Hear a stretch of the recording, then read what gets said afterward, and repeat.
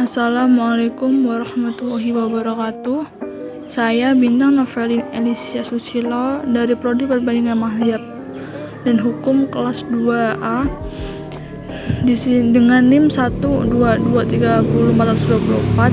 Di sini saya akan presentasikan hasil resume dari bab 1 sampai bab 8. Hukum dalam arti tata hukum Indonesia, hukum positif Indonesia.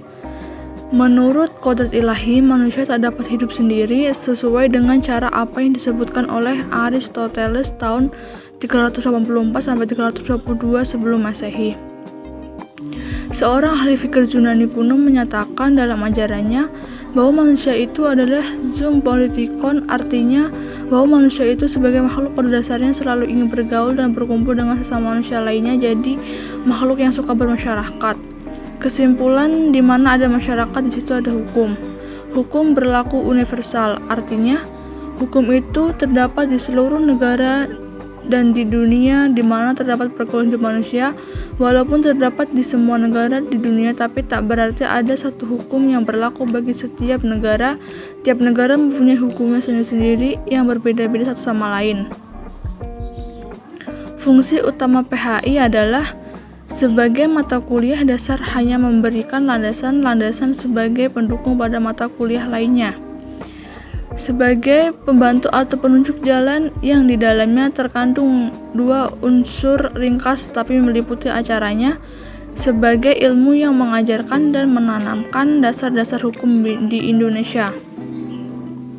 Tujuan mempelajari PHI menurut Profesor Kusumadi Podjosewojo yaitu siapa yang mempelajari hukum Indonesia maksudnya adalah ingin mengetahui perbuatan atau tindakan manakah yang menurut hukum dan yang manakah bertentangan dengan hukum, bagaimana kedudukan seseorang dalam masyarakat, apakah kewajiban dan kewenangannya, semuanya itu diatur menurut hukum Indonesia. Sejarah perkembangan hukum Indonesia dan politik hukum nasional. Sejarah perkembangan hukum di Indonesia masa VOC tahun 1602 sampai 1799. Gubernur Jenderal saat ini yaitu Peter Bot yang diberi wewenang untuk membuat peraturan yang diperlukan untuk kepentingan VOC di daerah-daerah kekuasaannya. Setiap peraturan yang berlaku diumumkan berlakunya melalui plakat tahun 1635 pada tahun 1642. Plakat ini disusun dan diumumkan di Batavia dengan nama Statuta van Batavia. Masa pemerintahan Belanda tahun 1800 sampai 1942. Masa Besluiten Regering tahun 1814 sampai 1855. Pada masa ini, raja mempunyai kekuasaan tertinggi di daerah jajahan dan langsung mengatur daerah jajahan. Untuk mengatur pemerintahan Hindia Belanda, raja mengangkat komisaris jenderal yaitu Elout Buyckes dan Van der Capellan. Sumber hukum positif. Tata urutan peraturan perundang-undangan dalam sistem hukum Indonesia.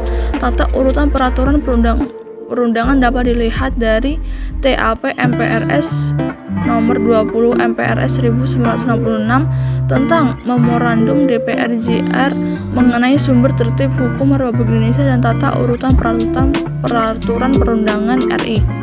Ditegaskan bahwa bentuk-bentuk peraturan Republik Indonesia menurut Undang-Undang 1945 adalah Undang-Undang Dasar Republik Indonesia 1945, Ketetapan MPR, Undang-Undang Peraturan Pemerintah Pengganti Undang-Undang atau Perpu, Peraturan Pemerintah atau PP, dan Keputusan Presiden. Pengenalan hukum adat di Indonesia. Definisi hukum adat sangat sulit didefinisikan karena dihadapkan istilah hukum adat berasal dari terjemahan dari perkataan adat tradisi oleh Snow Hargrove, seorang ahli pengetahuan Islam. Definisi hukum adat menurut Terhar adalah sebagai berikut: keseluruhan peraturan-peraturan yang menjelma dalam keputusan-keputusan para fungsionaris hukum yang mempunyai wibawa serta pengaruh dan pelaksanaannya berlaku dengan serta-merta dipatuhi dengan sepenuh hati.